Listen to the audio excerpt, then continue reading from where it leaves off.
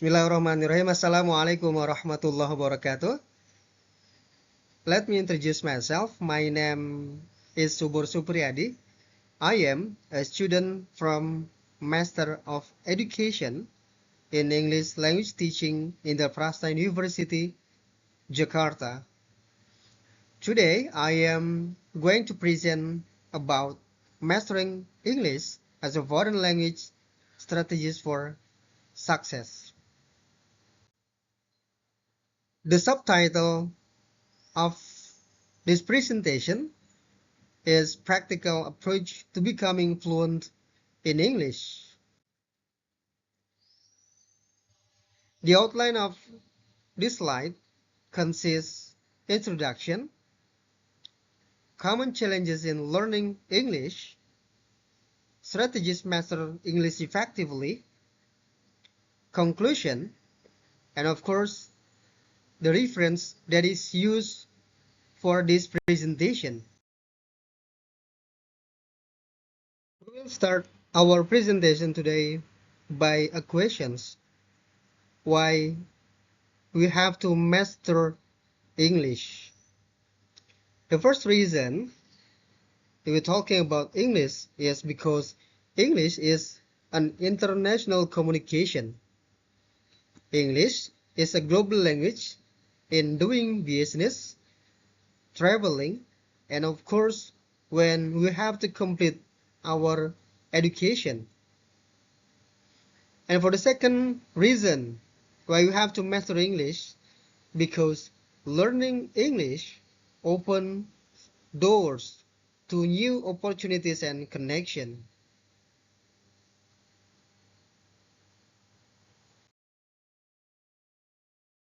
Well, because English is not our language in our daily life, of course, we will find difficulties in learning English. Here is the common challenges in learning English. There are 4 items that we will always find. The first one is vocabulary acquisitions. Of course, we will have a limit about it. Secondly is grammar rules and exceptions. Third, pronunciation and listening comprehension. And the number 4 is building confidence in speaking.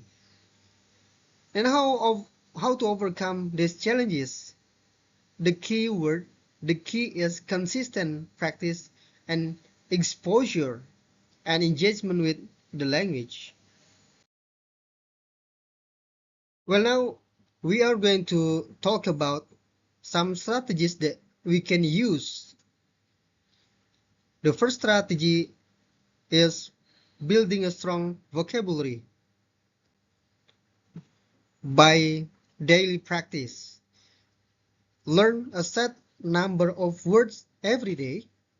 Use vocabulary application such as Anki, Quizlab for spaced repetition. Number 2 is contextual learning. Learn words in sentences or real-life context, not just isolated. Practice new vocabulary through reading, writing, and speaking. And for number 3 is active usage. Read short stories, journal entries, or have conversation using new words. The second strategy is understanding grammar basic. Focus on core grammar concepts. Prioritize tenses, articles, prepositions, and sentences structure. Break down grammar rules into smaller, manageable parts. Number 2 is practice through application. Incorporate grammar lessons into speaking and writing exercise. Use grammar application such as Grammarly, Babel for practice. And number 3 is avoid perfectionism. Don't worry about mistake. Focus on communicating clearly. The third strategy is improving listening and pronunciation. Engage with English media. Listen to podcasts, TED Talk, audiobook, or movies in English. Focus on different accent, speeds, and speech patterns. Pronunciation practice. Use online tools like Forfo or Elsa Speak to practice sounds. Record and compare your speech to native speakers. And then active listening. Practice listening for specific informations, name, dates, and facts. Repeat the phrases or sentences to imitate pronunciation. The fourth strategy is regular speaking practice. Number one, overcome speaking anxiety. Speak with confidence, even if you make mistakes. Use language exchange platform such as italki, Tandem to connect with native speakers. Number two is practice with a partner. Regularly engage in conversation with a language partner. Participate in group discussion or debate in English. And number three is use shadowing techniques. Listen to short audio clips and repeat them aloud to practice intonation and fluency. Strategy number five is reading for comprehension. The way for reading comprehension, number one is start with simple text. Begin with graded readers or simple news articles. Gradually challenge yourself with more complex text. Number two is reading strategies. Skim for the main idea. Scan for specific details. Take notes while reading to improve understanding. And number three is discuss what you read. Join book club or online forums to discuss books, articles, and news in English. Strategy number six is writing skills development by write regularly. Keep a journal. Write essays or summarize articles in English. Focus on structures. For example, like introduction, body, and conclusion. Number two is focus on coherence and cohesion. Use connectors such as furthermore, however, to link ideas. And number three is seek feedback.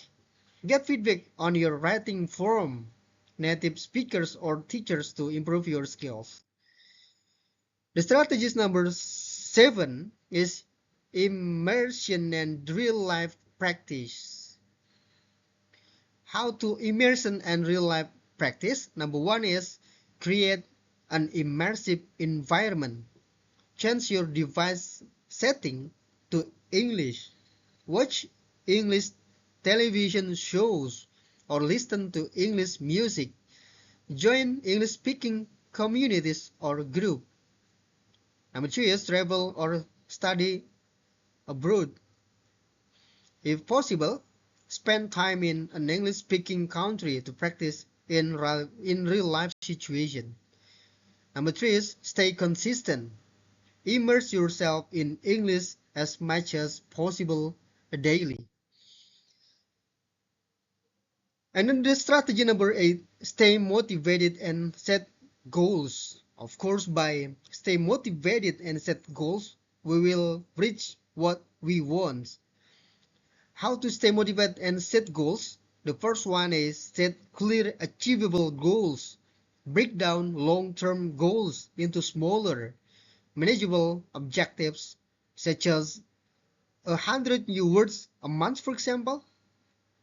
And then for number two is track your progress.